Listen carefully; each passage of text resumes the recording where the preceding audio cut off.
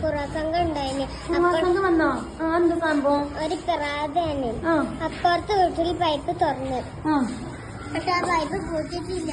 രാവിലെ അപ്പുറത്തെ വീട്ടിൽ നോക്കി നോക്കത്തോടെ പൈപ്പ് തുറന്നു വെക്കണുണ്ട്. പിന്നെ അങ്ങനെ പൂർവാസംഘം തുറന്നാണോ? സത്യം അതിന്റെ താത്ത അറിഞ്ഞതാണ്.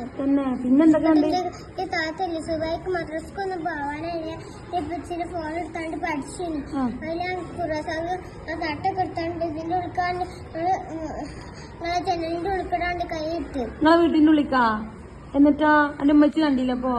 എന്റെ ഉമ്മച്ചി ഞാനൊക്കെ ഉറങ്ങിനി. താത്ത മാത്രം കണ്ടോളൂ. അങ്ങോട്ട് എന്റെ താത്ത സൗണ്ട് ഉറച്ചു.